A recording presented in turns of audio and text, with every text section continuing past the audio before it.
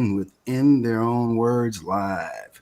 This time we're coming from the birthplace of house music in my home, along with these other illustrious ladies that are here right now. There's some of us missing, but hopefully they'll get here soon. But these are the DJs of Chicago, and we have some amazing ones here right now.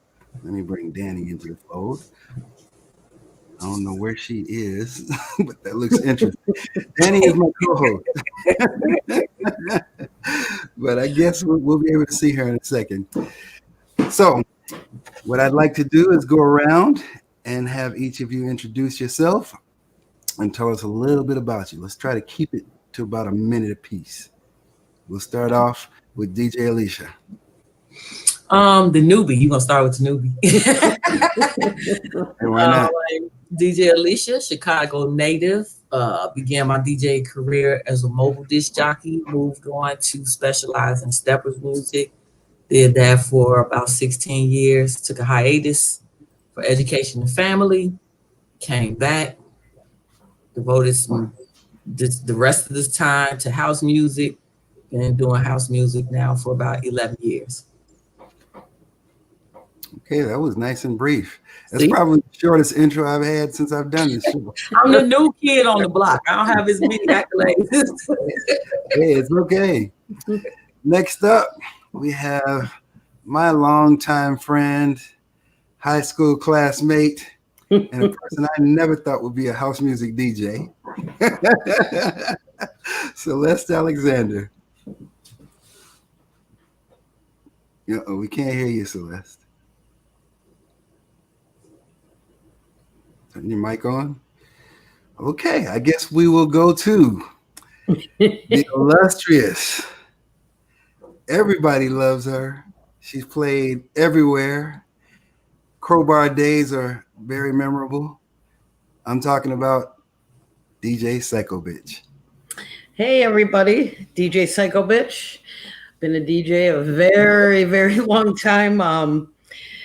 Started around 82 or 83, but just did like doing some side stuff and then started residencies in 85.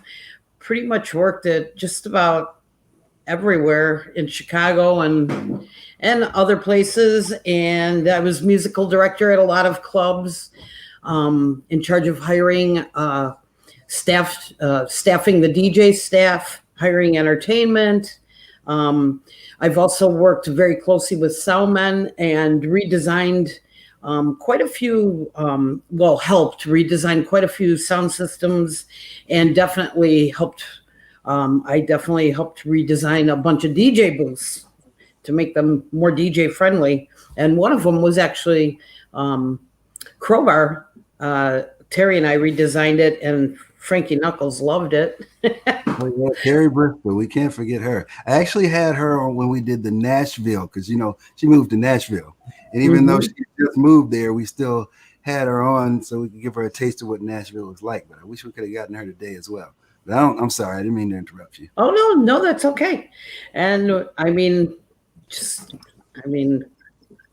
don't even know what else to say. Did lots of promotional and production side of it. Like I never just showed up and played records ever at any one of my gigs. I always did all the promoting, along with the front stuff. Mm-hmm. It wasn't just all the fun stuff of DJing. I did all the legwork too. I love this modest room of DJs here. Let's see. Do we have Celeste back? Can we hear you? We still can't hear you, Celeste. What about Lady D? Can we hear you? I hope so. Yes, we can hear you. Yes. And this time, and I'm going to spell your name right for once too. I'm sorry, I keep wanting to put 2 E's behind it, but it's just the D for Darlene. So yes. Further ado, tell us a little bit about it. Right. I missed the first question. What was the question? It's introduce yourself. Tell us a little bit about you, some accomplishments, and try to keep it to a minute. Oh, cool. Okay. Hey, I'm DJ Lady D. I started playing in 95. This is my 25-year anniversary, 2020. I have traveled internationally, played in Asia, Europe, Russia, all up and down North America, Mexico and Canada included. And I ran a record label, UC Music, Strictly Hype Recordings, After Hours Music, where I became A&R. I signed Cascade's first two projects. And then a couple of years later, I started my own label, Delectable Music, in 2004. And that ran till 2011.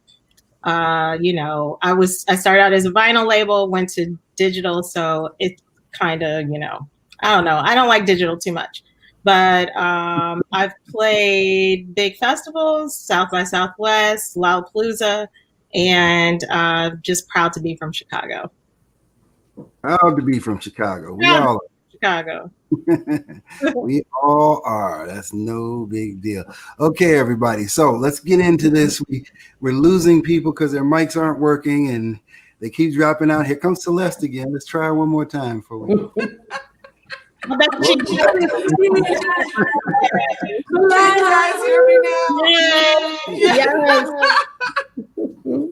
Yes. Okay. Right, should I do the intro? Yeah, go on.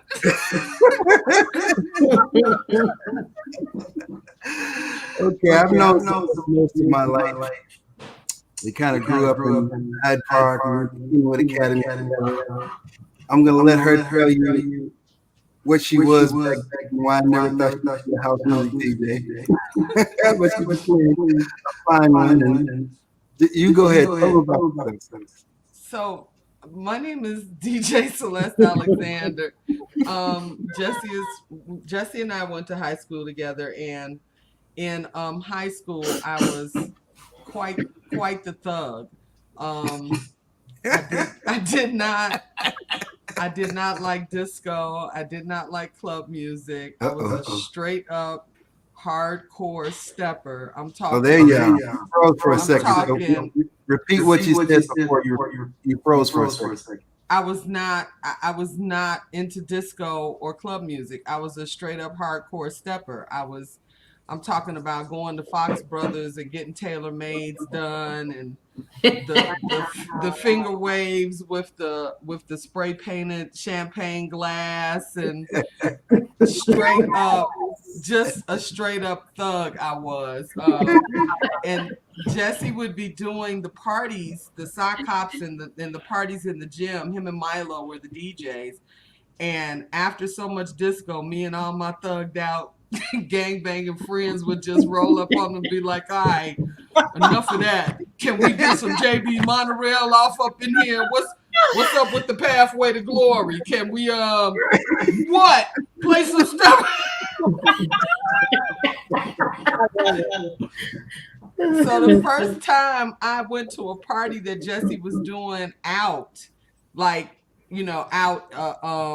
think me and Kurt were going together then. Me and Kurt Townsend used to go together, and Kurt was setting up a lot of the parties. And Kurt took me to the penthouse where Jesse was playing. Well, let's cut you off for 1 second. Bring your camera down to your face and fire up in Frank. Your name is taken out there. There you go. Same thing. If I can get it to stay. Is it? It's acting a fool. Okay. Now you got all. Now your head is cut. Yeah. Now you. Well, just go ahead. Okay. So the first time we went to the penthouse, I went to the penthouse. Jesse was the DJ, and Kurt and I were coming. Kurt was setting it up, and I was the wire girl. I had all the cords, and I came up in the party, and Jesse looked like he had seen a ghost. I swear to God. And he looked, and he was like, "What are you doing here?" He was like, we don't play that type of music up in here. He was like, Kurt.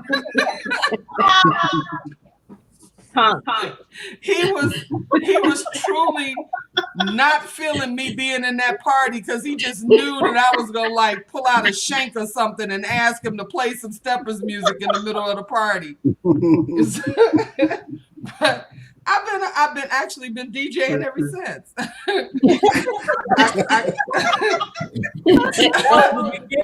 You did kill that. That was the beginning of your career. That Okay, was somebody, yeah. hold on, somebody's got a bad echo. Is that me? No. That's Jesse. Yeah. Not no. me. Not me. I don't have The echo. echo. Yeah, you're the one echoing. Okay, what about now? It's not me. Well, if nobody's talking, we can't tell who has echo, right? I heard it coming from Jesse's. Go ahead, Oh Celeste. God, yeah. Yeah, So, okay. I by then I had actually started learning how to play and had developed had decided to broaden my base musically and not be so tunnel visions with just the steppers cut. Plus, that was kind of a dangerous lifestyle I was living in.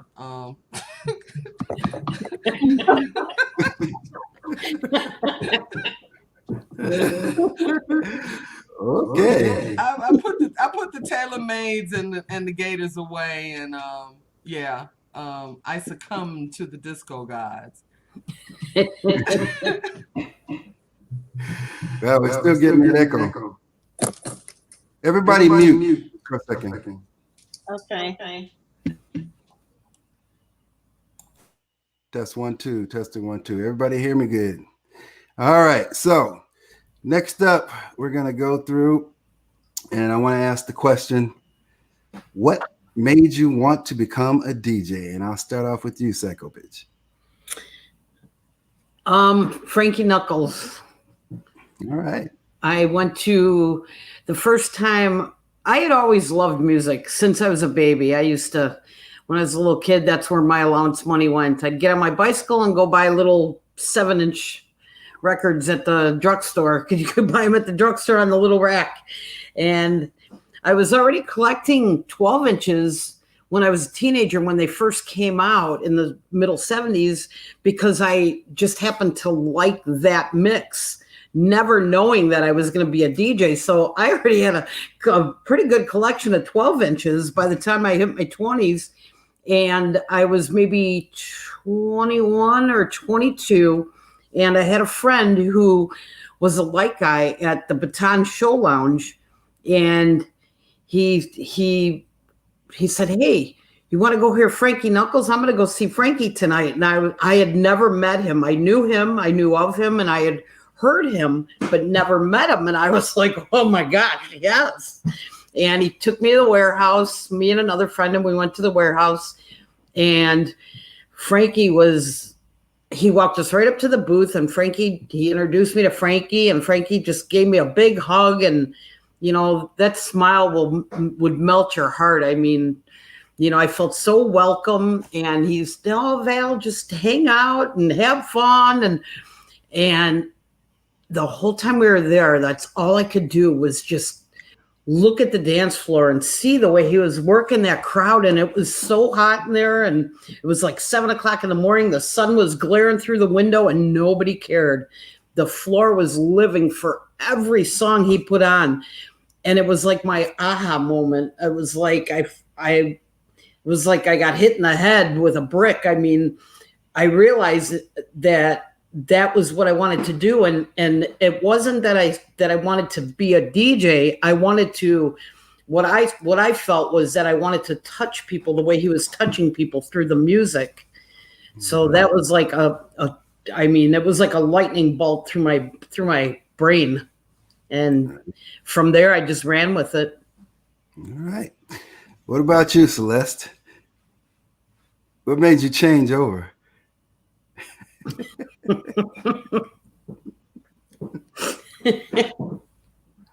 We need your mic unmuted here. There we go. Okay, there we go. I think it was learning the craft itself. I was always interested in radio, radio and communications. I was a record girl for a guy that had a radio show on Sundays with over at WHPK, who was a friend of my mom's. And I started doing that when I was like 11 or 12 years old. So I always had an interest in, just broadcasting. Didn't know what to call it, didn't know what to do. But as far as DJing was concerned, it was Steve Hurley that piqued my interest. We went to college together, and Steve used to always talk about hot mixing. It was just all he talked about, and I didn't know what it was, but it was all he talked about. Finally, I asked him what was hot mixing, and he described it to me. He actually was able to go up in the lab. We had a small radio station studio type of lab in the school we went to. We went to Luke Junior College, which is now known as Harold Washington. And he kind of showed me what hot mixing was, not with audio, but visually showing me how it was done.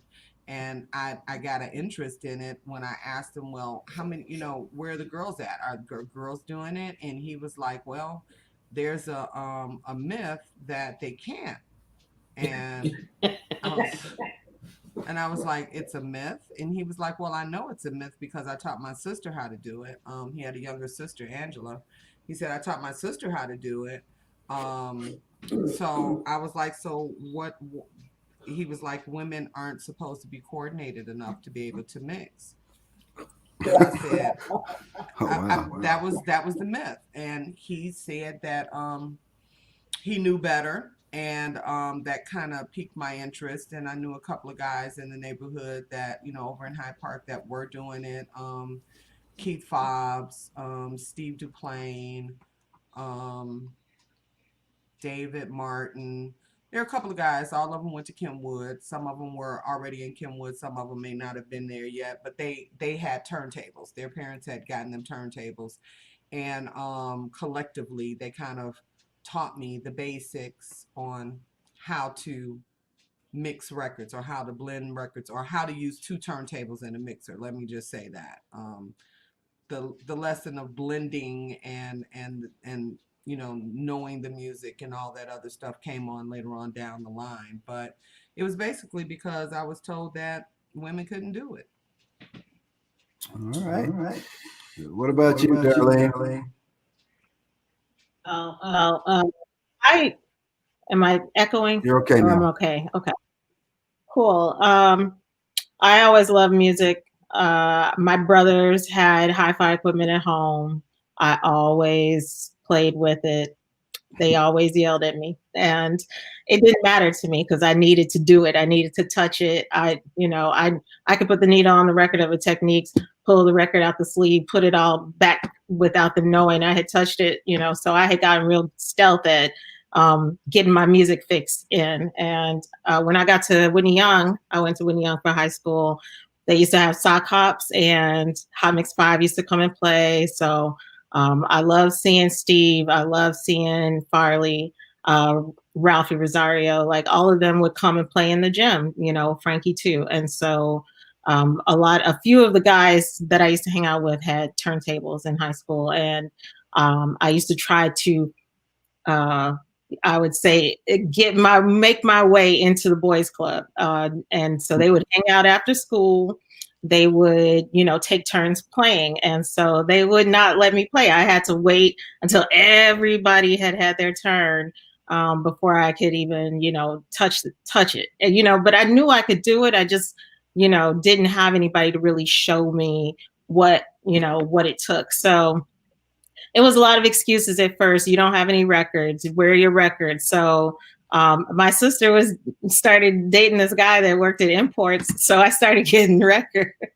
And so the records were free too. And so, so I had my records then, but then I still had to wait. But, one guy, had decks at his house. And one day, just let me come over, show me everything. So I had learned how to DJ in high school, but I didn't do anything with it because it was still very much a boys' club. And, there were a few women that I had heard of, Angie Hurley being one, Chrissy being another. And I just, didn't feel like fighting. I went to college. got back from college, went to medical school, podiatry school for a couple of years, and really hated it. Left the program. Thought I might take a year off and go back, but I kind of really wasn't feeling it at all. And ran into an old friend of mine who was DJing at Shelter. We started dating and moved in together. DJ equipment entered my life, and he showed me some things. That's Mel Hammond. And after that, I just couldn't look back, like it was a possession. So I became possessed to, learn how to play. I didn't really become possessed to become a DJ, but just to learn how to play with 2 turntables and to be able to do it. It was really a twist of fate when somebody, put me on a flyer and said, "Hey, I booked you for this shoe store to play on a Saturday." The shoe store. Yeah, this shoe store, they had DJs every Saturday up on Clark and Belmont. It was a real happening shoe store. It was where all the club kids got all their shoes. So it was a very funky place called Soul. And so after I did that gig, I just started getting booked. So that was 1995. So it took me a long time to really get to, playing out in front of people, but I always had the love for it. And I actually did start learning how to do it in high school. Welcome back, Celeste.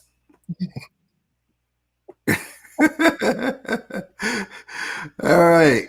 Last but certainly not least, she keeps saying she's the youngest, so we saved you for last. DJ Alicia. I did not say I was the youngest. Youngest in terms of DJing. That's different. Hey, I wasn't even going to ask you all what year you started because I didn't want to give away ladies' age. So, so Lady started in 95. I started in 96. Okay. So look there. So I want to tell this story that one of the DJs might not know, but I was at work and I had work friends. You have work friends, how they want to go out to the party, after work or whatever. So I went out to the party and we groove and we at this club, it's I was a steppers DJ. So it was, different kind of thing for me. So I was at the club and I'm kind of chilling and everything. And this female came out the DJ booth. And I'm like, oh, wow, that was a female spinning. It was like people was going crazy in the club and the female was spinning. And I said, oh, wow, that was a female. So they was like, yeah, that's Psycho Bitch. I was like, what? What is her name? What's a Psycho Bitch? What is her name right there? I was like, that's Psycho Bitch. I was like, whoa, okay. Yeah, apparently, because she just told this whole little club up. So we was at Crowbar, and I didn't think too much of anything about becoming a DJ. I was just astonished that it was a DJ that, was commanding the crowd like she was or whatever.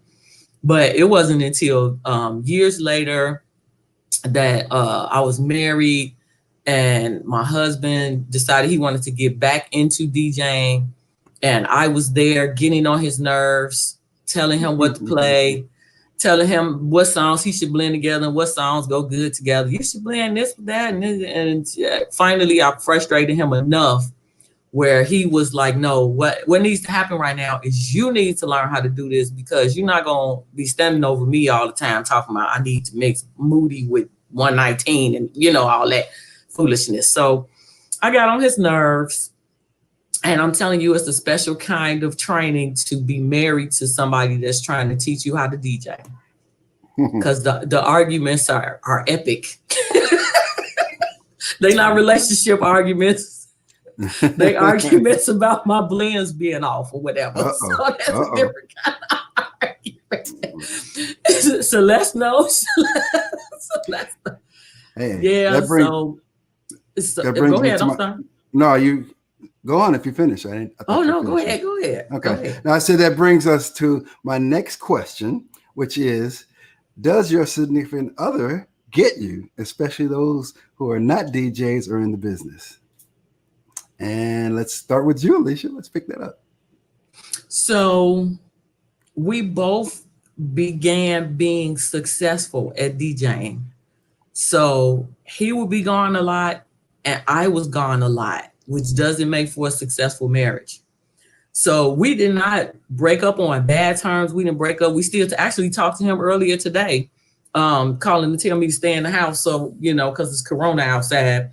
But so we weren't really seeing each other because, you know what I mean? If I'm DJing on Thursday, Friday, and Saturday, and he DJing on, whatever, we weren't really seeing each other. So, and we were young. We were like 26. We got married at an early age. So we parted ways, and it's I'm not gonna lie, it takes a very special person to be in a relationship with somebody that's a DJ and in the public and very affectionate toward the people that come and see us spin. Like, you got to be secure in yourself to be dating a DJ, because I surely don't want to hear a bunch of foolishness after I done DJ the party all night and now I'm home and I'm tired and I don't want to hear who was hugging me and all that, Oh, trust me, we know. Jesse, like, Been there, done that. That's why I've been single for a long time. Yep, me too. Celeste, what about you? Yeah, it can be very challenging. My now husband did not know. Excuse the squeaks in the background. This is my dog playing with his toy. We are live with In Their Long Words. We are live with In Their Long Words. Stop it! Get out of here! Yeah, oh my God, I'm good. having a night, aren't Makes I? for good TV. It's all good. My husband Makes for good TV. My husband didn't know my background as a DJ when we first got together, when we first started dating. I found out more about it when just before we got married. We were living together, and then he's always been supportive. That's never been an issue, whether or not he was supportive. He's always been supportive. But after, I think, the first year of me coming back and playing again, I think he thought I was having entirely too much fun and he wanted in. So I attempted to teach him how to play. He told me that I didn't know what I was doing, and that I didn't know what I was doing. I couldn't teach him how to play. And I think, Alicia, I get it with the arguments, because I think one of the biggest arguments me and my husband ever had was him trying to tell me before I was teaching him how to play, if I was you, I'd play this with that. And he caught me at a real bad time when he said that. And I think my head probably spun around off of my shoulders and I just spit up green stuff all over him. I went in. I was like, are you serious? How do you, you run around telling Picasso how to paint? Do you run around telling, I went in, right? I was like, until you know what this is, until you know what you're doing, don't you ever tell me, and it was a real big fight. So I tried to teach him and he told me I didn't know what I was doing. And he went to someone else to teach him. And the someone else that went to teach him told him to do the exact same things that I had told him to do in the beginning. Then he thought that I had called him and told him to tell him that, and he thought it was a conspiracy. It was just a big old mess. Finally he learned, and does he get it? I believe he gets it to the extent of how he wants to use it, not to the extent of my depth with it. My husband is an excellent DJ. He can play his behind off, but I just don't think he gets it to the extent and the depth that I'm involved with it, because it truly is a passion, a serious work ethic. There's a lot more that goes into it for the level that I like to play at, compared to him playing, knowing how to play. You know what I'm saying? Our methods are just different, and I'm a little bit deeper.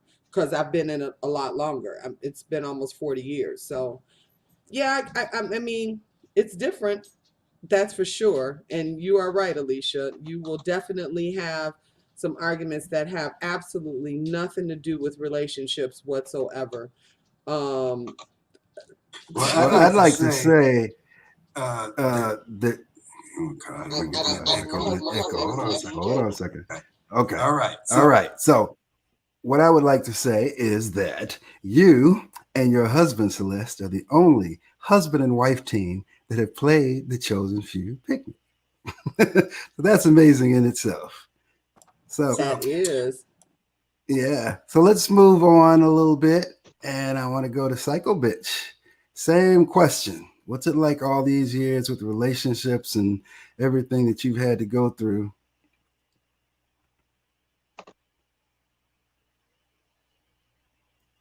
Are you there? Let's see. Unmute, Psycho Bitch. Unmute your microphone. Hold on, let's see if I got it. There we go. Now you're muted again. Hold on. Don't do anything. Okay, now go. Okay. Well, I haven't dated anybody in a while, and it's for a reason. A lot of, especially when I was traveling a lot, it's very hard on a relationship, very, very hard.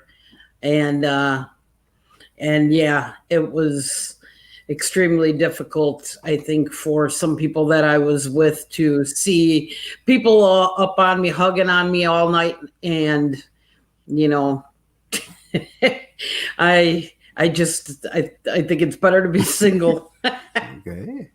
What about you, Lady D? Well, my partner is awesome. I can't say it enough. He is awesome. He totally gets me and he gets it. And he's, we don't have any problems. He's very supportive. When I travel, he travels with me. And, you know, this is a somewhat new relationship. It's, you know, not quite 3 years, but I have been in relationships in the past where it was terrible. You know, like even the first relationship that I mentioned where, you know, I learned how to play, and the equipment was at home and we lived together. He didn't really want me to become a DJ. So when, you know, I just started, once it went out of the house and into the public eye, it was a real, you know, it was real problematic for him to see me kind of getting bigger. And then, you know, you would say, some people would say, wow, you're bigger than him, you know, and so that did not go over well either. When you surpass the person that taught you, it can be an issue. And no, we didn't. I mean, we were together for a long time, but we didn't, you know, last. And then I've also dated people who also really wanted to, once they were dating me, wanted to like become the DJ as well. So I've gone through all of those things, those scenarios, you know. So fighting with them about, you know, nonsense, and then, you know, pulling other people into your gigs, but they don't really get it, you know. They want to do what you're doing, but they don't understand how this has been a part of you. It's in your DNA. And so yeah, but where I'm at right now, all love is peace and bliss. So all right. All love is peace and bliss. Okay. So I'm going to ask you right off of that one, since you said it already, has anyone wanted to date you for clout? Oh yeah. Oh yeah. I just said it. And here's the thing, it just sneaks up on you. Like they don't come out that way, you know. It's just a matter of time. You know, as soon as they can get in, they will, and then they've shown themselves. So then you kind of know, like, okay, this isn't real. Right. What about you, Psycho Bitch? Oh gosh, yeah. Oh yeah. Come on, tell us about it. Give us some stories. Oh, do I have to? Please do. Oh, you know what? I've left that so far behind. I can't, nothing even really honestly comes to mind. But yes, there were, yeah, a few of my friends told me that I used to date the real psycho bitches. All right. Now, what about just friends then? Close friends who just wanted to be around you or try to get something from you or whatever? Yeah, I mean, of course, along the way, I mean, especially, when the clubs were big and, um, like in the 90s when we had all these super mega clubs and everybody wanted to get in for free and, didn't want to wait in line. And, but, you kind of, I don't know, you kind of learn how to, who's taking advantage and who isn't.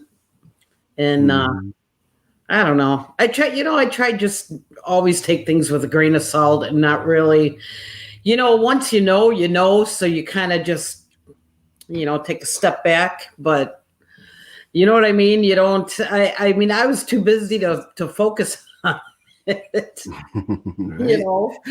but yeah, there was especially with the guest list kind of stuff. Oh, of course. Yeah. Alicia, what is it like being a lady DJ in the birthplace of house music? um,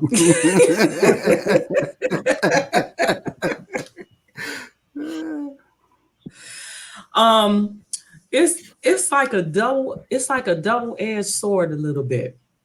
It's like inside of Chicago, you have to earn your stripes. You have to be like head and shoulders above everybody else. You got to work harder. You got to, you know what I mean? It's like harder. But then outside of Chicago, everybody loves Chicago and respects the fact that house music came from here. They just want to hear you play because you're from Chicago. And I guess you kind of got to earn those stripes in Chicago to get the respect outside of Chicago. That's right. What about you, Lady D? Well, I think that it is a little bit of this where it's like always being invited to be on something where it's all the girls together sometimes, and there's nothing wrong with that. I love it. I love my ladies. I love them all. I think that, for me, a lot of what I did was try to just be a DJ. So I get invited to be on panels with anybody and not just, compartmentalized with just the women. So I feel like sometimes being a woman DJ in Chicago is a little bit of that. Like the parties they try to put you on are always, like, okay, this time we're going to feature just the ladies. And so, and I don't find that to be the case like everywhere I go. But sometimes within the whatever is going on in Chicago, certain people will say, well, these are the DJs that we like to feature, but then we're going to have a special ladies night and then we'll invite you, so it's kind of silly to me to, have it, to look at my city doing that. But I would like for it to stop. I think that a lot of us can sit on panel with anybody and talk about our experiences just the same as they can. And we were there as well. We were there doing different things, but we were also there. So to have that perspective in context with theirs would be nice as well. So sometimes it's a little bit of being marginalized and put into the margins. Like, oh, now we're going to think about all the women that we can talk to, and no tea, no shade, Jesse. This is not nice conversation.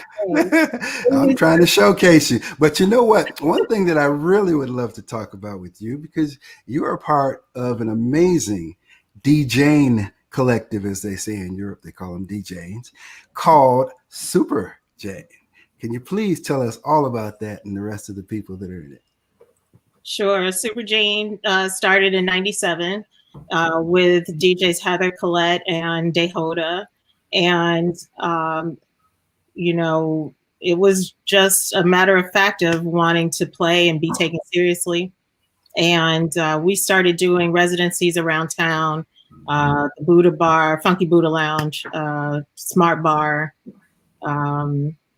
Big Wig, Red Number 5, lot of different places around town. And so the notoriety of being America's first all women DJ collective was big enough to get us a lot of attention right off the bat. And we were working hard. We were working really hard and got, some sponsorship, got some national tours, got some, just got some good recognition, stories in Spin magazine, like mainstream commercial stuff. So it was a real good time to have launched what we did at the time. And it kind of took us around the country, representing for women DJs. And I think that we did a great job of representing Chicago and women DJs. So, but I had real great mentors. I had Psycho Bitch and Terry Bristol ahead of me, sort of laying the groundwork, because really what we were aspiring to was to run clubs and play in front of 2,000 people every Saturday night like they were. So that was the goal. Yeah, well, I always feel weird saying Psycho Bitch. So Val,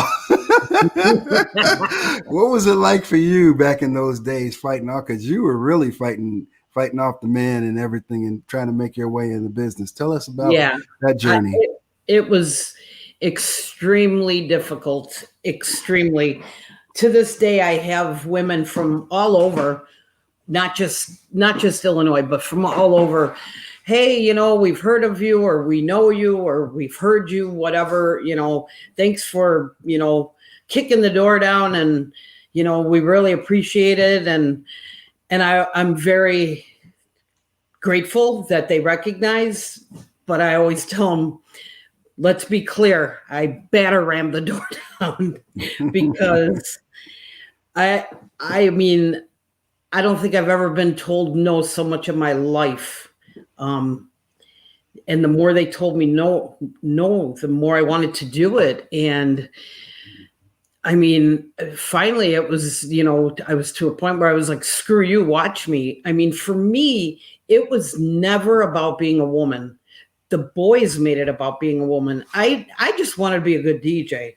It never even occurred to me that I couldn't do this because I was a woman until I started to try. And they kept shooting me down and telling me no. And I finally was able to, there were some guys that supported me, but the majority did not. And as well as the audiences at first, they'd kind of be like, whoa, it's a girl. But once one of them, the DJs that were commanding most of the clubs, once they started to need nights off and couldn't get fill-ins, then they started to ask me. And the more I got guest spots, the more I realized from the get-go that I had to make myself a brand. I had to do more than just show up and play records. And I wanted to, because I really wanted it. Like, I wanted to be behind those decks. And I did everything from the get-go, like my own way. I had my own promotional team. I thought of ways to promote, to get people in early. And like I said, it was never about being a woman for me, for my part of it. But when I'm sitting at my kitchen table on a Tuesday night calling people that are signing up on my personal mailing list, because I went all out. I did everything. I started collecting. I started making my own flyers. I would make them for a month at a time. And on the back, I would put a mailing card. And then I would go to the clubs wherever I was playing for that month, I would put on that flyer and the dates. And on the back, I would put a mailing card, and I would go to the club and I would say, hey, I'm playing at your club in 2 weeks on a Friday. If these people fill out this mailing card and I give them a copy of, their mailing information, would you let them in for free before midnight? And they were like, sure, Psycho, we'll do that. And I used to sit at my kitchen table every Tuesday, Wednesday, and sometimes Mondays too. And I would sit there and I would call people and invite them in. I mean, I gave it the whole personal touch, and they'd be like, oh my God, Psycho Bitch just called me.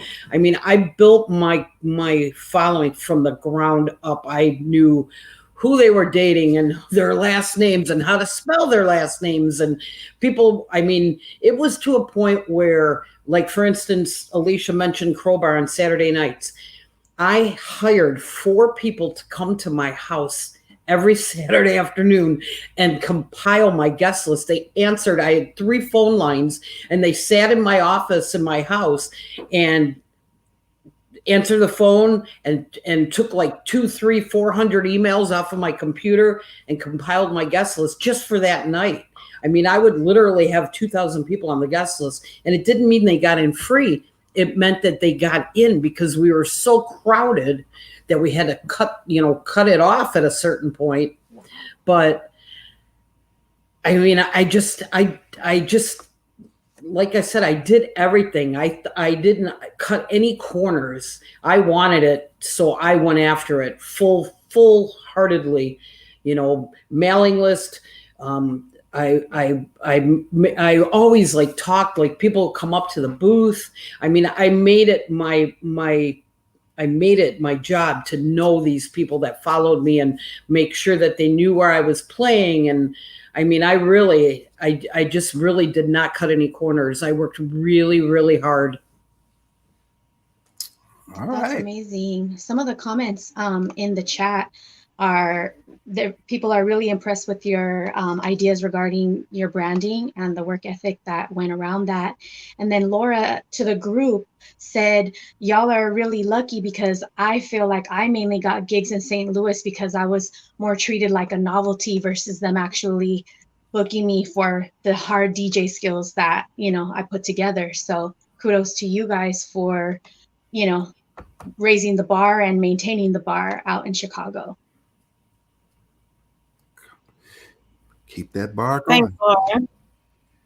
Somebody saying So, something? did we have dancers too? Did someone have dancers? Yeah, That was Psycho Bitch. Do you have video? I do have videos. I have a I'd lot love of to see video. that. I have a lot of film footage. Yeah, we need to show that on the channel for sure. I've got All some the- really good film footage. Jeff Nice. Popcorn Elliott says that you were helping your people keep up with you by doing the 3 phone lines and the way you had the mailer like that. That was ingenious. Yeah, I used to do a newsletter. I had so many email addresses that I actually had it worked out where I had to contact. At the time I was using AOL, and I actually had special permission to send that many emails, because what I would have to do is break the list down. I had to do like the A's, the B's, but every week I would compile a newsletter and send it out. And like I said, it's like, and my mailing list and all the people that have supported me all these years, I've said it from the get-go. It's a 2-way street. When they come up, Psycho, we love you. Psycho, we love you. You don't understand. I'm like, no, you don't understand. I love you just as much, because they were the fuel to my fire, not only behind the decks, but that's why I'm still here for almost 40 years later. The love and the support, I mean, it's a 2-way street. Well, can you please get in touch with Facebook and tell them that we need to send out more invites since it I worked know, with right? AOL? Yeah, they're horrible. Right. Go ahead, Denny. Oh, she's gone. Huh. Okay. So everybody keeps popping in and popping out like it's a party or something. So everyone, I won't say everyone, but if you have kids when they were young and still, under the age of 18, what was that like having to deal with the family, the kids, and everything while being a DJ. You can take that, Celeste. Yeah, because I'm probably the first one that had kids as a DJ. I DJ'd pregnant. Um, I went into labor DJing. Um, I literally went into labor doing a party. Um, I DJ'd while I was pregnant. There were adjustments that had to be made. I was fortunate. My mother, I still lived at home with my mom. I'm an only child. I still lived at home with my mom. My mom ran a in-home daycare center. So there were always kids. So my mother was really flexible with me once I had my oldest son, Danny. Once I had Danny, she was really flexible with me. Of course, there were the first few months or so, where I just couldn't go out, couldn't do anything. I just really needed to, stay at home and learn how to be a mother and pattern my child. But once he got to a certain age, I was able to jump back and start playing again and being at the clubs. And my mother's rule with it was kind of like, once he's sleeping straight through the night, um, so long as I was there when he woke up in the morning. So I could literally go and hang out all night and be there for that first feeding in the morning. And if I can get him back down again, I would go to sleep. Juggling it with my oldest child was nowhere near as difficult as juggling it with my youngest child, which my children are 13 years apart. So I have one son that just turned 35, and I have another son that just turned 22. Um, when I started playing again, my now 22 years old, my baby boy, he was only like 6 or 7 years old. And by then I was married and had the family. And I wanted to get back into DJing again. So it was a little bit more difficult. You find yourself having to take all types of balances. And if you don't have the support, I don't see how some people have been able to do it. If you don't have that support, if you don't have that somebody that will say, oh, well, yeah, go on and do your gig. I got the kids. You know what I'm saying? If you don't have that husband to be like, oh, okay, go on do your gig. I got the kids. Or, I mean, it's just a lot more difficult. Then it's trying to also raise your children and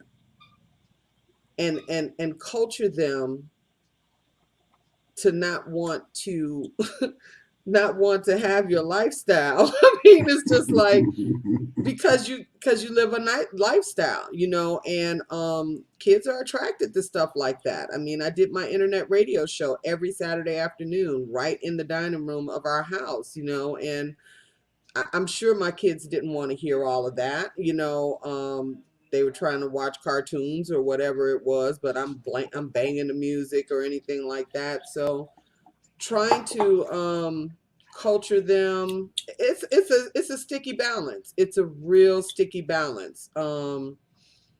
My oldest son, they called him the first baby of house. Danny was at everything that I did.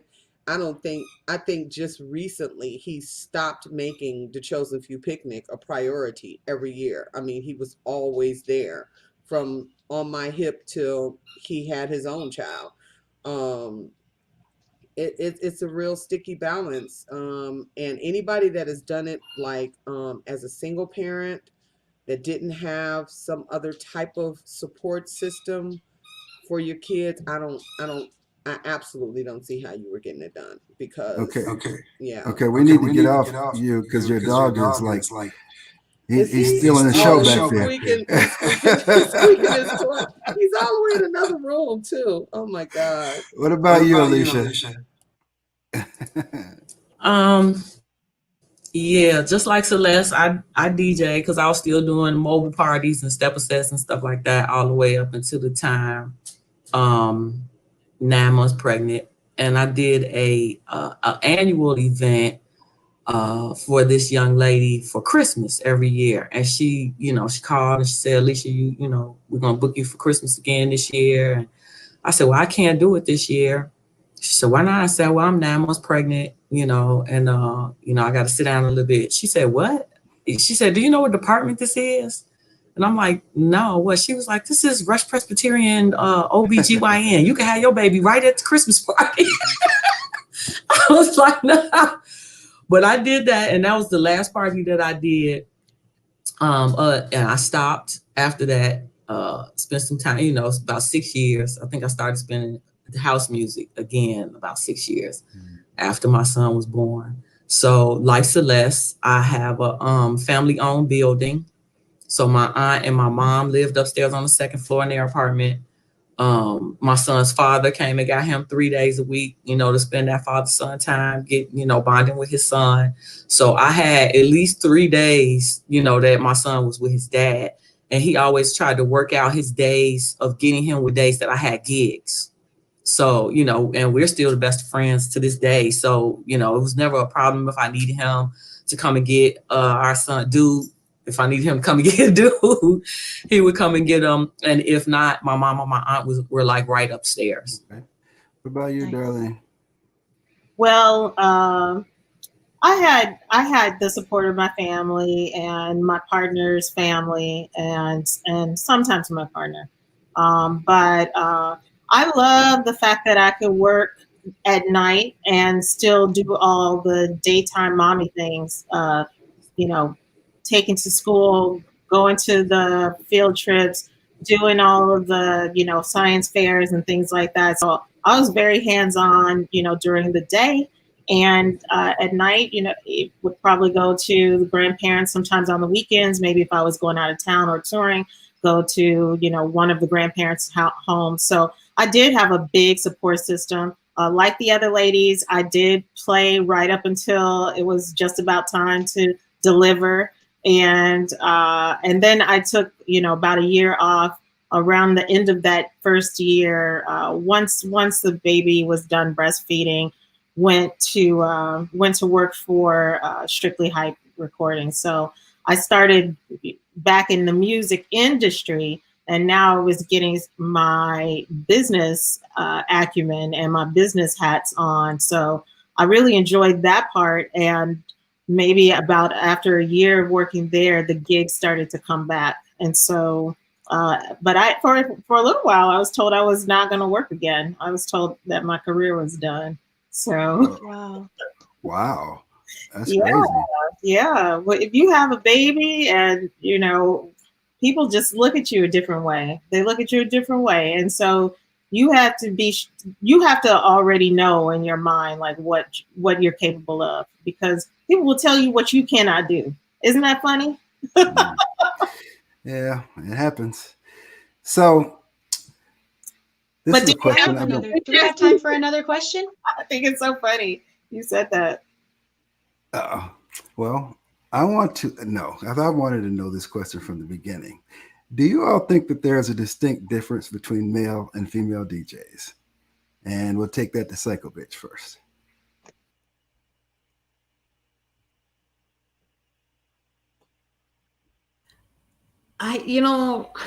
That's a tough question.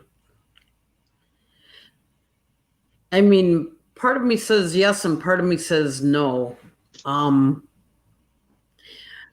think maybe us girls look at it a little differently because we did get kind of, blocked and had to go over so many obstacles to get there. But I don't know. I guess I would need to think about this for another couple minutes. But like I said before, for me personally, it was never about being a girl. Mm-hmm. And I never really, I don't know, I just never really looked at it like that. It was just something I really wanted to do. Mm-hmm. I don't know. I think I want to think about that for a couple minutes. Okay, take it on, Alicia. Just like Psycho Bitch, I'm on the fence. I'm gonna say yes and no, because there's a lot of distinct differences that we have to have as women. Like I said earlier, I think that in order for us to be even accepted, we got to be head and shoulders above everybody else in like talent, work ethic, just everything that we do, or networking, marketing, whatever we do, we got to be head and shoulders above everybody else. But then on the other side, like I've been told by a good friend. I mean, I don't even think he was trying to be facetious. He told me that I was a novelty, and that eventually the novelty will wear off, and I would fade off into the distance. I guess I don't know, but I'm like, now he's one of my best friends, and we joke about it and everything. But and I'm still here. And I'm still doing what I love to do. I mean, Yeah, right. my passion is not going to change. And that's another thing too. I think women are very passionate about music. I always make fun and say sometimes, like, certain songs, no man will be able to play this song like a woman. You know what I mean? It's just certain songs that a woman plays that that it resonates with her, like a Jill Scott song, or you know what I'm saying, something like that. So I think talent wise, a woman has all the capabilities talent wise that a man can, but there are some ebbs and flows and differences. Well, I think personally, I love female DJs. I remember as far back as like the late 90s when I was touring Europe, I used to make promoters put on a female DJ to play for me in front of me because I love the mood that they set for me. Women have a distinct way of finessing music that men don't necessarily do. And I also saw, well, like you said, some people may think it's a novelty. I never thought it was a novelty. I thought it was just like, I might get in trouble for this one, but just like I said, the best president for the United States or in general would be a woman. I've always said that. Guys get on me. Oh, no, like, no, women know how to finesse things. Men are so bullheaded and don't listen to nobody. They want to do things their way and they don't care what anybody else has to say. But to make a long story short, I always loved that. And I actually started a booking agency in Europe strictly for female DJs to get them more gigs over there, simply because I loved it so much. But I'll let you take it, Darlene. No, I don't believe there's a distinct difference. That's it. That's it. I have nothing else really to add to that. Okay, Celeste. I think a female's approach is just totally different. I think that women in general, we operate off of emotion. So the way we approach things or the way we deal with anything, we operate out of an emotional kit. We operate, we kind of drive out of feeling, which is different from men. I think technically, I think any woman that puts herself up to it to learn anything, we can learn and do anything just as well as any male. But I also think that we bring an extra, like Alicia says, an extra ebb and flow to how we present those things. Again, I'm married to a DJ, my husband, and our passions with it are two totally different things, but we're equally as good, when it comes to performing. So yeah, I think that there is some differences, but I don't think that it's a major difference unless you put the visual behind it and one is male and one is female. When I first started playing, I literally used to come on the stage when we used to do those parties at Sawyer's. I literally used to come on stage in baggy sweat clothes with a baseball cap on, and I would not take that off until after I got the crowd into what I was playing. Once I led the crowd, hat came off, baggy sweatshirt came off, and everybody was like, "Oh, wow, that's a female." That was how I used to have to approach things. And I'm not a novelty. I'm not a novelty. Psycho Bitch ain't a novelty. DJ ain't a novelty. Darlene is not a novelty. None of us are novelties. We are the real deal. Point blank and simple. We are the real deal in our own individual ways, but we are the real deal. I agree with Darlene. That whole being clumped with females thing, it really does. And this is not to say anything with my sister DJs, but it burns my behind when all they want to do is clump us together for a special female event. You know what I'm saying? With female DJs and all that. Man, look, put me in the pool like it was back in the 80s with 15 men and let me be the only female DJ or the only woman, the only DJ that happens to be of a female gender. Let me be the only one. You know what I'm saying? And I'm coming in to burn something down. Point blank and simple. Male, female, cat, rat, dog. I'm coming to do my thing, and that's not a novelty. That's time, that's experience, that's patience, that's cultivating my craft, that's all of those things that I do on a regular, everyday basis, because it's my passion. It's what I love to do. I don't think that there's anything that I love to do more. Well, maybe eating, but okay. Well I said. like Well food said. like that. I like food like that. But yeah, so there it is. Is it Okay. important that lady DJs stick together, or what is your experience with working as a lady DJ? Did you find that being a lone ranger was good, or did you find that you borrowed strength from one another? Anybody? I think that's a I wanna- double-edged wanna- sword I want too. to answer that. You want to? Go on, Alicia. So yeah, when I first started playing house music, I tried to I put together this little group, the DJ Dow House, and I was trying to unite all the female DJs together and everything. But ultimately, it's about individuals and their personalities and how your personality meshes with the other person. It don't have nothing to do with whether it's the DJ or not, or whatever the case may be.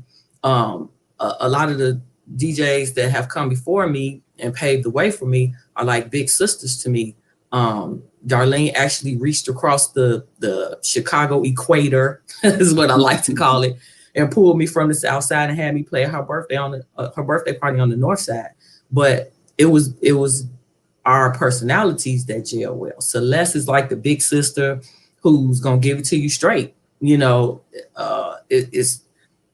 It's not even like, we got to stick together as a pack. It's like, some people you gel well with because of your vibe or your, how you flow.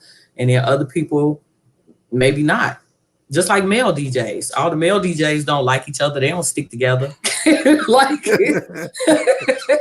So, Right. you find your tribe. Yeah, I would have to agree with that, because I was gonna say, it's nice if you can have that camaraderie with the other women DJs, because obviously we will share much more than we have much more in common than we don't. On the other hand, you just have to find your crew, your squad. It could be men and women at all genders. It could be a little bit of everything, because I feel like I have gotten so much support from, the guy DJs that have, lifted and supported me, as well as the women DJs who I've come up and around and under, and I'm so happy for and thankful for all of those relationships.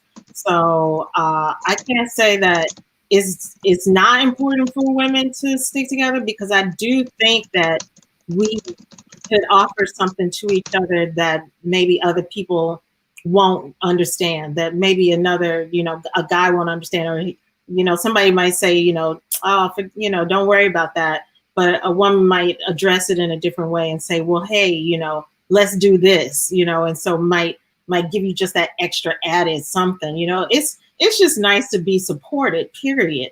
Not just, gender having nothing to do with it, but it's just nice to be supported. So if you can find your tribe wherever they are, find them. Man, woman, beast. Okay. Any ideas about, or does anyone else have a comment regarding the supportive or hostile female DJs? Well, I'm not going to go into hostile or supportive. That's a little bit deep. Although it does exist, um, I don't think that you can actually cross that line without naming names, and that's not what we're here for. So I like to name names though. I don't mind naming names, but I'm not getting ready to do it in this public forum. I think that what has happened with the whole DJ game, and it always has been, but this is a real competitive thing. So I can support you, but you're still the competition. That's right. That's just it. And I think that was one of the things that I got out of being one of the first females and not having any female camaraderie for at least the first 3 years that I was playing. There was no female camaraderie. Lori and I were from two different areas, and until we got the Fantastic Four together, until that was brought together, there was no female camaraderie. There weren't very many females. There may have been a handful of us. There less than 10, definitely, in Chicago for at least the first 7 or 8 years. Less than 10. So I think that support comes in different ways. It doesn't have to be a difference between whether I'm hating on you or whether I'm patting you on the back. Support comes in a whole lot of different ways. I don't have to get down with you on a daily basis to wish you well. I don't, it doesn't have to be like that. Have I come across? Oh yeah. I've come across a whole lot of instances where I had no support, where it was nothing but, nothing but a fight. I mean, I had to come out fighting and clawing in the first place. So I don't think I literally had to learn how to be different than that.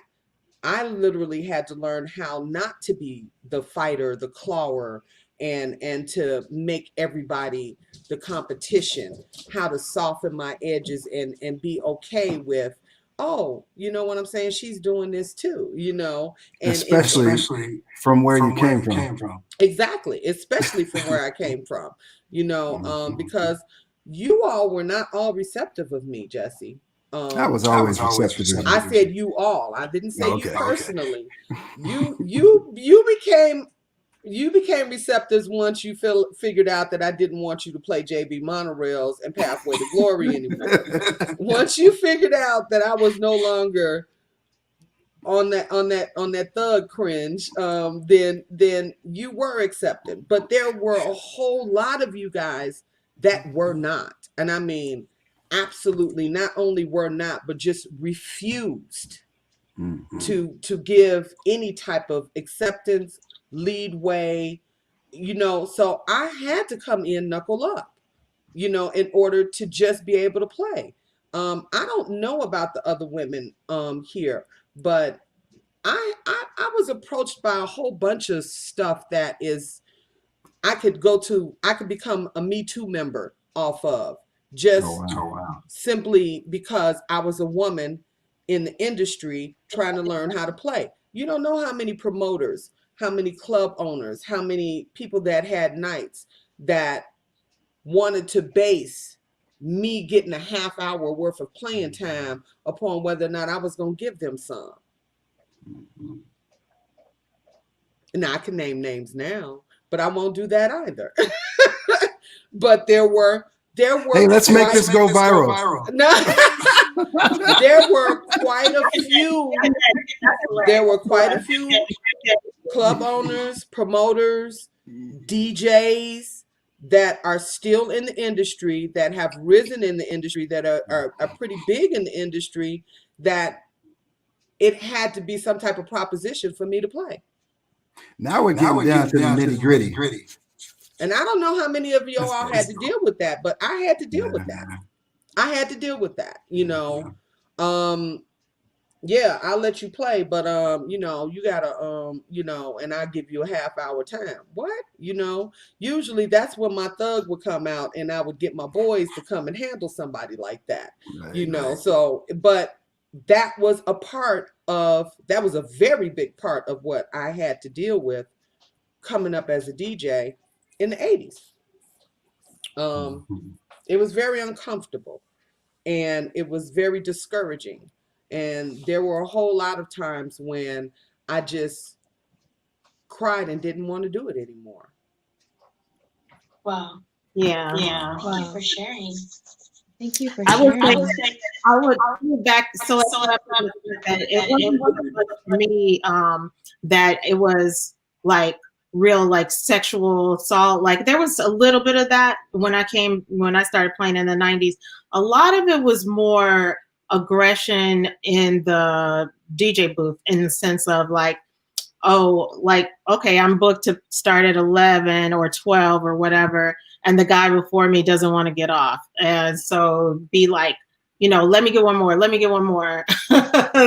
you know, and that intimidation tactics like that, like, oh, let me borrow your needles, and then, you know, like mess up your needles and give them back to you broken. Like it was like little, not, and I shouldn't even say little stuff. It was stuff like that. So, because that's not little, because needles are expensive, but it would be, you know, just real intimidation type factors. Now, I did get some, you know, sexual harassment stuff with, you know, promoters that would bring you out of town and then at the end, you know, and then expect something like that happened to me. One specific promoter, this guy, Ronnie First in Toronto, Canada, who is a slime ball. He brought me out there and just really, you know, like I was in tears. And you want to know who saved me? Honey Dijon happened to be out there for a gig, and James Curd and this guy Charles Lewis, who lived in Toronto. And literally, like, this guy was not going to pay me my money. He thought I needed to sleep with him, and we had never even, you know, discussed that. You know, he's one of the biggest promoters in Toronto, and basically brought me out there to harass me and intimidate me, made me feel threatened, like he might try to, you know, like fuck me up, like, you know, block me. Like it was a real shit show, and I was stuck there for a whole weekend putting up with his nonsense, and had to play and entertain people. So yeah, you will go through some stuff with some people, and yeah, I can say his name now, you know, and he's a dickhead. Tell us how you really feel. Yeah, I love it. Anything? Wow. Anyone else want to add to that? Yes, I want to add something, and I don't think I've ever said this publicly. All right. But we're gonna address it today. Let's address it today. So, you know, like Celeste, like Lady D, aggression in the DJ booth, and you know, all that. I don't want to play before her and all this like that. But my biggest thing is rumors of me having slept with certain people to get where I'm at. I'm so tired of it's one particular DJ that's keeps this going. He keeps it going and keeps it going and keeps perpetuating and it keeps perpetuating. There are certain producers that I have worked with, certain DJs that I have worked with. All of them have been nothing but gentlemen. All of them have been extraordinary. And it diminishes all of the hard work that I put in, all of the venues that I have played and satisfied my crowd, all of the people that I have worked with and worked for, all of the accomplishments that I have made going through this war, it feel like at sometimes, this battle or whatever, to get to like I call it the crown jewel of house music, the chosen few picnic. I'm tired of people diminishing my reputation by belittling me to pretty much a piece of ass. Like, you know what I'm saying? I put in time, I put in work. I didn't just start doing this in 2011 or whatever. I was doing this way before then. So the when they can't tear you down about your talent, and they can't stop, the motor, the engine that's going, and they see you going places, they try to throw stones at you and do things to diminish you, like, personally. And that's the part that, you know what I mean? That's the part that gets me. If you don't want to come hear me spin, don't come hear me spin. If you don't think I'm a great DJ, you don't think I'm a great DJ. But I have never seen as many chatty Cathy ass men running around here trying to tear down the reputation of the female DJs that's trying to put in work. For what? Like, what's your purpose? What's your purpose? So that's all I got to say about that. Hey, I hear you. That's what this is for. That's what this forum is for. I think Alicia touched on something really, really, because that is a part of what we've had to deal with as women, and I don't think it matters what age, what time frame we came through when we started. Those are the type of things that men in the industry do to us. Those are the type of things, oh, she must have slept with so and so and so and so in order to get this, that, and the other. You know what I'm saying? I heard she did this, that, and the other to so and so and so and so, and that's how they got that record out. Or, that is exactly. So if you want to ask that question again about the differences, if there is a difference between a male and female DJ, that would be the difference. What we have to deal with as women just to make our way.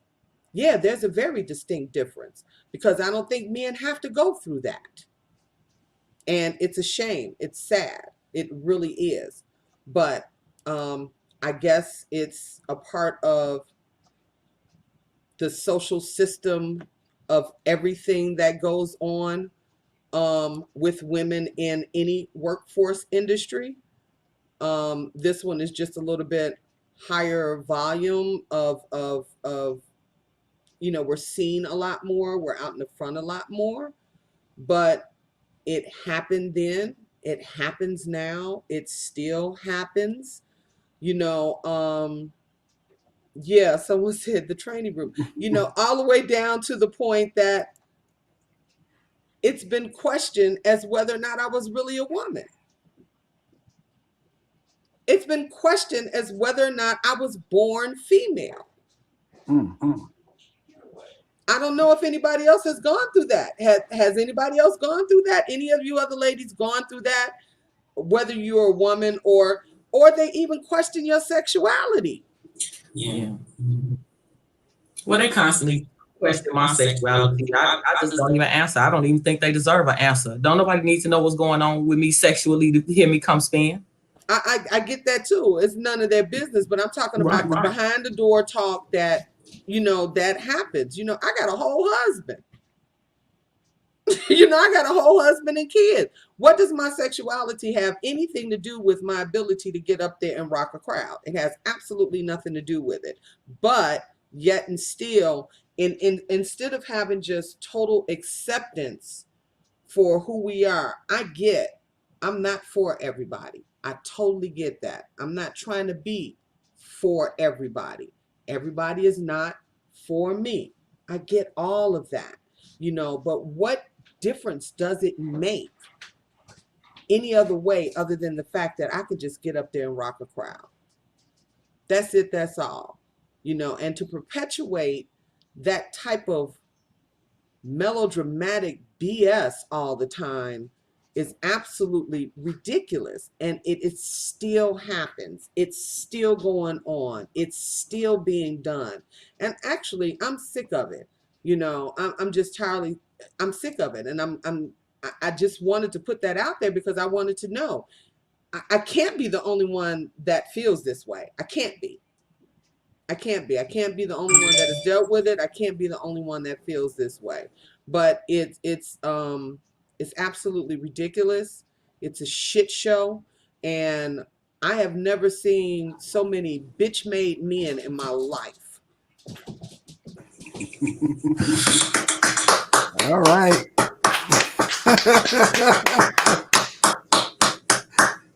That's what I was waiting for. All I said she was the big sister. There you go. So we've gone over our hour, but I didn't mind. As a matter of fact, we can keep going if you want to. Is there anything else that anybody wants to add? Phew! I got that off of me. That's all I wanted to add. Whew, that feels better. Okay. Feeling lighter. In the chat, we had Laura Charles mention that she was accused of being a tranny and was called a vinyl tranny and things like that, and agreed with you and applauded on what you were saying about being sick of it. So thank you, sis, for that. With that being said, ladies, would any of you encourage young girls to venture into this career path? I would, and I do all the time. I worked with a lot of young girls in Girls Rock Chicago, which is a summer camp, and we teach them how to DJ. I developed a curriculum to teach them how to DJ, but it's not just about teaching them how to DJ, it's teaching them confidence and self-esteem. And so they learn that through musicality.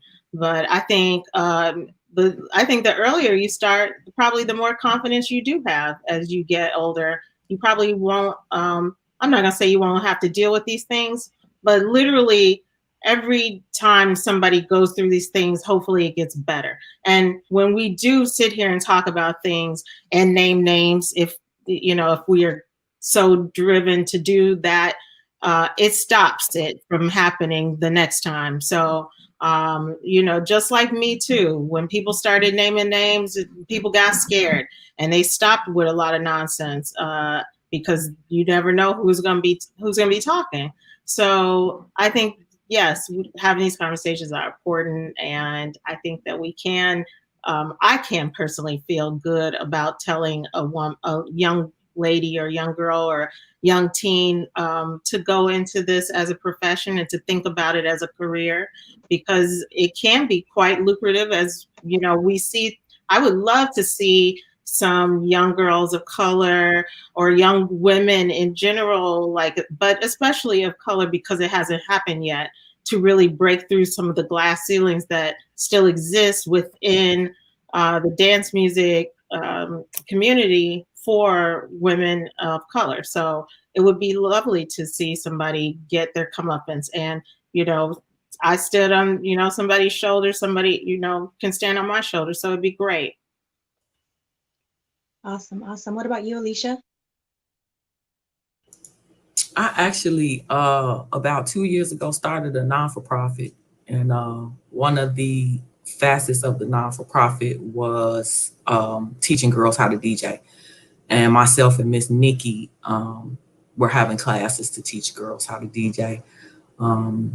It was a bunch of different things going on, but like as soon as we got the wheels rolling and off the ground and we started doing really well with it, then COVID happened.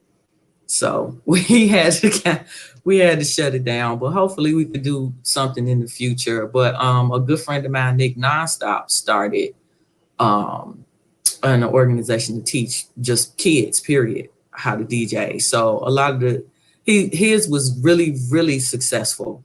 So rather than, having one or two students with myself and Miss Nikki, I started referring people to his class so that it could be a group of them kind of learning together. Nice, nice. Psycho bitch, any commentary with that? Doesn't it feel weird to say psycho bitch? I like it. I absolutely would encourage young girls, absolutely. And I would do anything I could to help Nice. Short and sweet and to the point. And now, Miss Celeste? Definitely. I would definitely encourage any young person, period, but especially women. If you can find a passion and desire in this, as far as teaching myself is concerned, I think I'm a little bit too hard and a little bit too rigid. I don't think I'm rough. I'm real rough, y'all, because I came up in a rough era, you know. So, and I'm real intense with it. So I do have a couple of proteges that I've been working with. But I would encourage any young child, but I would also encourage them to look to dig a little bit deeper. You know, look into production, look into sound engineering, look into the other facets of this. I mean, DJing is fine, don't get me wrong. DJing is a wonderful passion hobby, and if you can build a career out of it, then man, that's absolutely awesome. But it's also not very stable. So it would just be my suggestion that if you're going to get into DJing, to look into the more stable portions of the music industry that could yield career paths for you, like production, sound engineering, and things of that sort. But definitely encouraged you, yes. All right, everybody. Awesome. Seems like we have come to the conclusion. We'll definitely have to do this again. Shout out to Lori Branch. She was supposed to be here, and prayers up to her dad, who's not doing too well right now. So we need everybody to be our prayer warriors and send some love. And we'll also try to get Nikki Devine, who was supposed to be here as well. And also Hummingbird, who is not feeling well as well. And we need to send prayers to her. So this has been very eye opening, ear opening. Thank you, Celeste. This has been wonderful. And as always, In Their Own Words Live is a derivative of my book, In Their Own Words, where I have 83 stories from people around the world talking about their journey, finding house music, loving house music, what it's led to in their life, why they still love it today. And as always, I'd like to include everyone who has a story, everyone who loves house music, to write their story, because volume 2 is in the works, and I would definitely love to have you in it. So once again, thank you, Psycho Bitch, DJ Alicia, DJ Celeste Alexander, and Lady D with just a D and no E's. Yes, where people can find us after tonight's show. Sure. Be my guest. All right. Well, Your shoutouts. yeah, DJLadyDChicago.com is where you can find me. I'm on Vocalo.org, the fourth Friday of the month. And the Get Down Radio, the Get Down 8345 with Glenn Underground, powered by SJU Music, every Thursday. So I hope that you all will reach out to us, at DJ Lady D on Instagram. And I thought all the other ladies, I know everybody's got something going on. So if people want to follow us there, that would be great. So thanks for listening tonight, too. Go ahead, Alicia. Where can they find you? DJAlicia.com. The people in Twitch can follow me on Twitch. I have 3 shows going on right now. I have a show every Saturday night, back to back with DJ Box, hosted by Lady Alicia and the Red Diva. I have a new show that is on Soulful House Music Collage. And that's going to, Studio Sessions is what it's called. And that's every Wednesday, hosted by Lady Alicia. And then I have the Vortex, which is a conglomeration of 10 spectacular DJs. We do it once a month. Usually it's on the 4th Thursday, all day music, 8 to 10, the Vortex. Nice. All right. Nice. And Celeste. I have my weekly internet radio show, The Celestial Odyssey. I do that every Saturday from 3 to 5 p.m. Central Standard Time. The Celestial Odyssey mixes are always available on Podomatic, iTunes, Google Music. I think almost every podcast, and I'm getting ready to go over to the Amazon. Amazon is starting a platform as well for podcasts. So my mixes can be found and are available, downloadable on most of those venues with the Celestial Odyssey. I'm also a member of a collaborative called the New Bang Clan. So I do a number of things with New Bang Clan as well. I am the Grand High Priestess, Priestess Shebang with New Bang Clan, and we have a lot of things that we are also doing. The New Year's Eve, I've got something going on with oh my God, they're gonna kill me. I just drew a blank. Oh my God. Next Saturday, I am doing a marathon with words, beats, and yeah, with words. Yeah. Oh my God, I am horrible at this. That's okay. You can put it in the comments later. Yes, that's going to be next Saturday, New Year's Eve. I'm doing something with Rhythm Nation San Diego. I'll be doing a set with them as well. You can find me on Instagram as Celeste the DJ or DJ Celeste Alexander, fan page on Facebook or DJ Celeste Alexander. I'm all over the place, and yeah, that's it. All right. And last but certainly not least, the one and only DJ Psycho. You can find me on Facebook, DJ Psycho Bitch. Don't forget the hyphen. You can find me on Instagram. There's mixes on SoundCloud. And I am working on a couple of things that are going to take me probably a month or two, but you'll hear about them. And I think people will be pretty excited about one of them for sure, but can't talk about it just yet. But do watch for it. I'm actually excited to do it. All right. Nice. On behalf of my co-host, Danny, we would like to thank you all and thank everyone for tuning in. We'll be back next Sunday, and we will be featuring the Billboard charts and how they came to be. Hey, Psycho Bitch, were you a Billboard reporter? Yeah, for a long time. Maybe you should join us. Yeah. I was Give me a the couple seconds, we're oddball. wrapping up. I was the oddball that played all the B-side second cuts. All right. Hey, we needed you. As long as you reported my records. I probably did. Okay, thank you. I'm sure I Again, Always thank you, reported. everyone. The Go ahead. Chicago.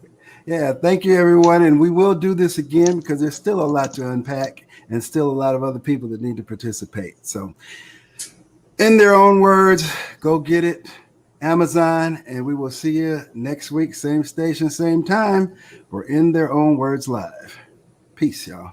Thank you, Jesse. Thank you. Thanks, Thanks, girls. Jesse. Thanks, Jesse. Thank you. Hey, Thanks, bye, Jesse. everybody. See you. You're welcome. Psycho Bitch. Alicia.